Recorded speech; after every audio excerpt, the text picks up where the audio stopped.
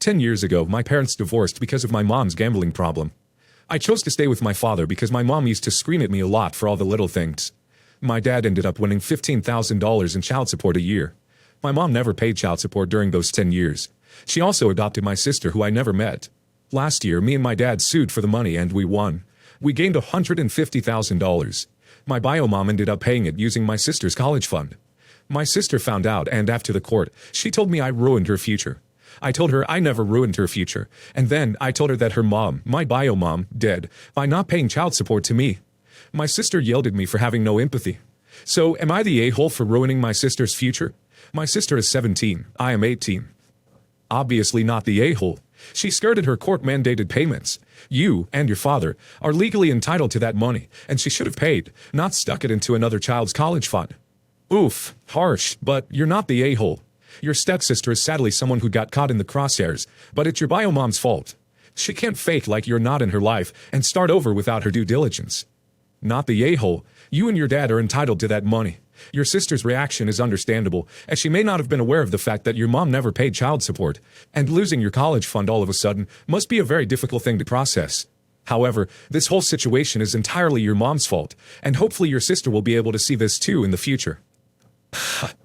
I, 52 female, have 2 children with my husband Mark, 54 male. This issue is about my daughter, Allie, 26 female. She's very upset with me because I'm going to allow my niece, Victoria, 29 female, to hold her wedding at my beach home, rental property. This is a rather large home, and it has a pool and private beach access, which is the main selling feature of the home as a venue. I do vacation rentals and event rentals in the home. I want to add that I am not a wealthy person, and this property is used as a source of income, so I will explain how I purchased it because it is relevant. My father was not a good man. He was especially terrible to my sister, Carol, 57 female, and my mom, deceased. He was okay with my brother, 55 male, and me for some reason. Well, it would turn out that my father had money. We're not sure where it all came from, but when he died, he left it all to me. He explicitly left out my sister, who has had ongoing addiction issues, and my brother because he is gay. Another story. I decided to purchase the home and set up a business. My sister and brother are not involved, but they have free access to the home when it is not in use, and I use some of the profits to help my sister and will send my brother a check yearly. So, to the issue. Allie was supposed to get married in May, but her fiancé called off the wedding in November, and she is devastated. I really do feel for her. She was going to use the home, and we were even doing some renovations to get it ready.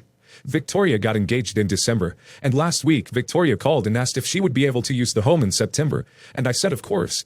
When I talked to my daughter last night, I mentioned this, and she flipped out. I was really shocked at her reaction, but she said I'm rubbing salt in the wound by allowing her cousin to steal her wedding venue. She went on and on about how she should be the first wedding there. She isn't. There's one the week before her now canceled wedding. She said she will not attend because she will be suffering the whole time knowing it should have been her. My niece has had a tough life due to her mother's issues, and I know providing her with the venue would allow her to have a wedding she would not otherwise be able to afford, which I tried to explain to Allie. She said I'm picking my niece over her, and I pointed out that I would have let my niece use it even if Allie got married there. She said it wouldn't have been a problem if her wedding wasn't canceled, but I should have compassion for her the way I do for my niece. The way I see it is that my siblings and I should have equally inherited from my father. I chose to not alter the estate because I didn't trust my sister with all that money, but her daughter should benefit from the money the same way my daughter can. I try to be as generous as possible with her and her brother, but maybe I'm going too far. Not the a-hole. It is awful what your daughter is going through, but that shouldn't make things harder for your niece. Not the a-hole. Your niece's wedding is a good 4 months after Allie's now canceled wedding was scheduled, and close to a year after breakup. It's ridiculous for her to want weddings banned at the venue until she finds herself a new husband. Currently, no one's trying to marry her. She's being selfish, entitled, and very bitter. I hope she finds herself some therapy. Don't punish the niece because of your daughter's failed engagement. Your niece will be very appreciative of your kind gift. Hopefully your daughter will be less better that far in the future. If not, her attendance isn't necessary. Not the a-hole. My older brother was married briefly and it didn't work out. He recently remarried. She's 22. He's 33. She's very pretty, but very young. She comes off as younger than she is in her attitude. She also doesn't seem unintelligent, per se, but she has a high school education and has never worked a day in her life, and doesn't seem that interested in personal growth or education. She and my brother explicitly plan to start having kids as soon as possible, ideally 3 to 4. She's right now a stay-at-home wife, and will be a stay-at-home mom. They're already trying to get pregnant. My brother and I both inherited a nest egg when our dad passed away a decade ago, and our mom is well off too. And he makes large salary personally. He has several properties and a full-time housekeeper. I don't have a problem with her or with him, though I do think the maturity levels seem like it would be an issue. I'm only 26, and due to this age difference have always had trouble relating to my brother as an equal. He can be patronizing, etc. At best, 22-year-old is equally mature to me, but realistically, a bit less mature since she's 4 years younger.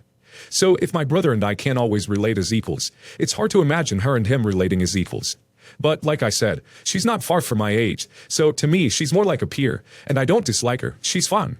And I'm not working right now either, because like I said, I have money from my parents and a small business on the side. I do recognize it's a privilege to not have to work right now. So we've been hanging out sometimes during the weekdays, like grabbing coffee or going to the gym. I was at their house after going to the gym with her, and my brother was there. While she was grabbing something from another room, my brother took a shot at me for being unemployed and being able to just go to the gym for hours in the middle of the workday. I said we're both going to the gym in the middle of the workday. Your wife is unemployed too. He said that's different, and I said don't take shots at me for not working if you have a trophy wife doing the same. He got really offended and yelled at me, but in the process of him being offended, his wife heard what I said. Or maybe she overheard my comment, I'm not sure. She was upset too. But am I wrong for calling a spade a spade? Everyone sucks here, except maybe her. It sounds like you're trying to be friendly with her, then just insulting her. You like her enough to hang out with her, so don't be crummy to her. Your brother deserved to clap back, but not one at her expense.